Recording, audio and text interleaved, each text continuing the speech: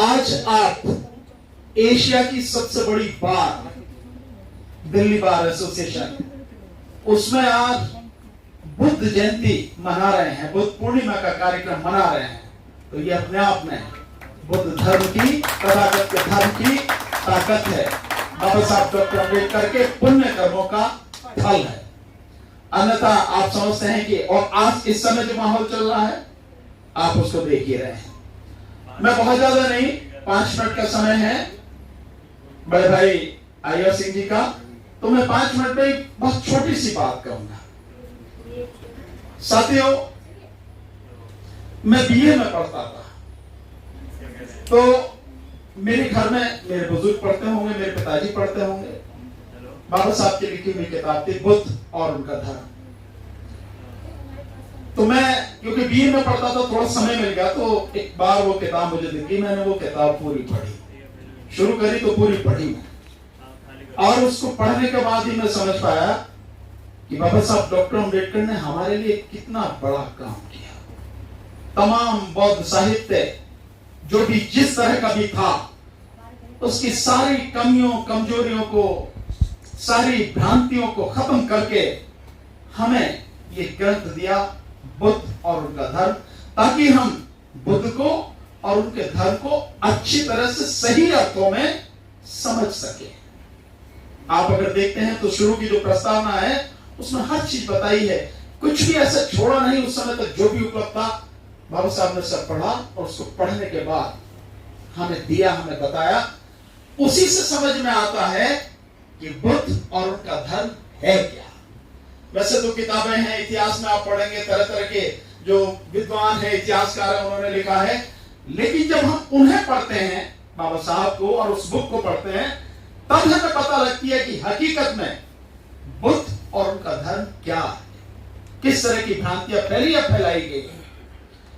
और उससे भी ज्यादा धर्म हमें समझ में आता है, या यूं कहें कि धर्म हमें समझ में आता है जब हम विपश्यना करते हैं। अगर हम विवेचना नहीं करते हैं तो किताबों से कुछ भी हमें पता नहीं लगेगा, या यूं कहें कि उतना पता नहीं लगेगा। मैंने जब विपश्यना की, मुझे तभी समझ में आया कि वाकई में तथागत का धम्म क्या है। और विपश्यना केंद्र ही एक ऐसे स्थल है जहां आपकी उंगली पकड़ के तथागत का जो धर्म है, धम्म है, उस पर एक एक कदम चलाया जाता है। लोग बहुत कहते हैं, हम सब ने बहुत सुना है कि काम, क्रोध, मद, लोभ, मोह सब त्याग दो। अच्छी बात है, त्याग दो, पर त्यागे कैसे? कुछ ना कुछ घटनाएं, कुछ ना कुछ ऐसी होता रहता है, गुस्सा आ ही जाता है। ये गुस्सा खत्म कैसे हो? ये तथागत का धम्म है जो आपके मन से, आपके अंदर से तमाम क्रोध को निकाल देता है, अगर आप उस रास्ते पर चलते हैं तो।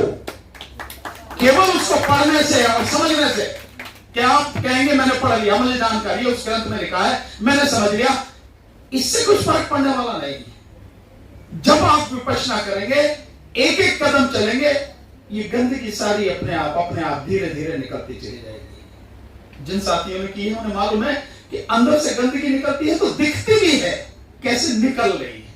इसके अलावा लोग कहते हैं कि लोभ नहीं करना चाहिए, बिल्कुल सही बात है, लेकिन लोग छोड़ नहीं पाते। हम जैसे वकील हैं, हमें सारे साथी, मोस्टली साथी वकील हैं, अगर कोई क्लाइंट आ जाए, फीस लेके आ जाए, तो हम कहते बाकी चीज बाद में करेंगे, पहले फीस लेके जेब में रखो, पैसे बाकी बाद में। ये जो चीज है, ये जो लोभ है, हम इससे कैसे मुक्त हो, वो रास्ता तथागत ने बताया। हमारे अंदर से तृष्णा, हमारे अंदर से जितनी भी बुराइयां हैं, ये सब कैसे निकल जाएं, और कैसे हम मन से पूरी तरह से विशुद्ध हो जाएं। जैसा कि आदरणीय डॉक्टर नेपाल सिंह जी ने बताया ना, सह चित्त परियोदपनन, जो उसने बताया ना कि एक बुजुर्ग महिला तथागत के पास आई, उनसे पूछा कि भाई हमें तो धर्म बहुत सीधे शब्दों में समझा दो, बहुत ज्यादा प्रकांड विद्वानों की बातें समझ में नहीं आती। तो तथागत ने कहा कि धर्म तो ऐसे होना चाहिए, अगर समझ में नहीं आएगा तो धर्म क्या है? तो धर्म अगर आसान शब्दों में समझ में आए, वही तो हमें, तभी तो लोग धारण करेंगे। समझ में नहीं आएगा तो कोई अर्थ नहीं।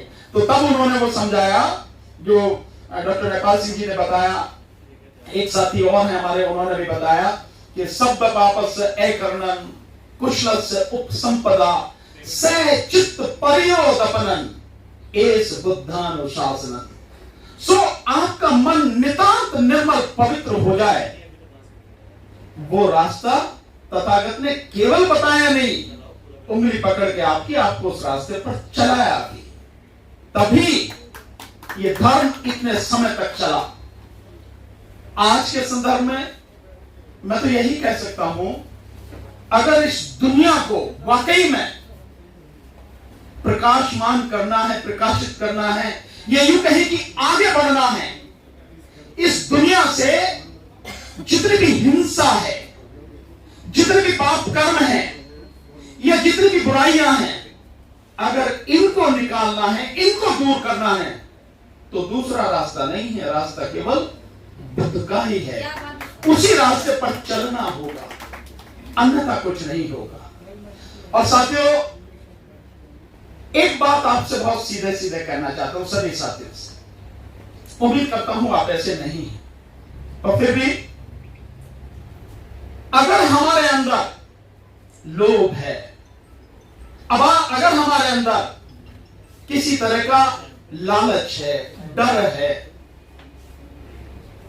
तो हम तथागत को न मानते हैं, न तथागत को हम जानते हैं, बल्कि हम सिर्फ अपने आप को धोखा दे रहे हैं। आप बुद्धि के रास्ते पर चलें, आप ही का भला होगा, इससे बुद्धि का तो कुछ लेना देना है नहीं, बाबा साहब का तो कुछ लेना देना है नहीं, लेकिन हमारा जरूर भला होगा अगर हम बुद्ध के रास्ते पर चलते हैं। हमारे मन में डर है, डर इतना है कि हम बोलने तक से भी घबराते हैं, सच को सच कहने से भी घबराते हैं, गलत को गलत कहने से भी घबराते हैं, सच के साथ खड़े होने में भी हम घबराते हैं। तो हम कहां बाबा साहब को मानते हैं, कहां तथागत को मानते हैं, अगर ये डर हमारे अंदर है। तो ये ऐसी चीजें हैं जो हमारे अंदर से जिस दिन निकल जाएंगी, उस दिन वाकई में हमारा रास्ता प्रशस्त होने लगेगा, और तथागत की शिक्षाओं को जैसे जैसे हम अपने जीवन में अपनाने लगेंगे, वैसे वैसे हमारा जीवन और प्रकाशित होने लगेगा, गंदगी दूर होने लगेगी। तो तथागत का धम्म केवल कहने की चर्चा की बात नहीं है, चर्चा जरूरी है, क्योंकि लोगों को कई बार जब तक सुनेंगे नहीं, समझेंगे नहीं, जैसे श्रोतापन वाली स्थिति, वो सुनने के बाद ही तो श्रोतापन होता है। सुनेंगे, समझेंगे, तब शायद उस रास्ते पर बढ़ जाएंगे। तो उस संदर्भ में चर्चा जरूरी है लोगों के बीच बैठ के, लेकिन केवल चर्चा से कुछ नहीं होगा, उस रास्ते पर चलना होगा।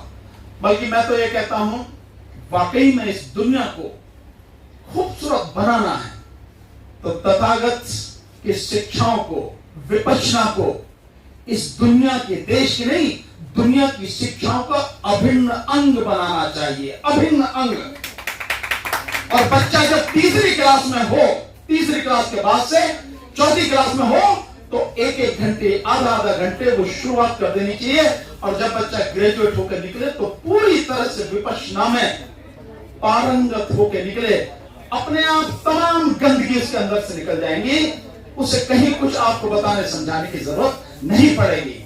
अफसोस, आज की जो राजनीतिक स्थितियां हैं, या जो राजनीतिक कर्ता धर्ता हैं, उन्हें इन चीजों से कोई लेना देना नहीं है।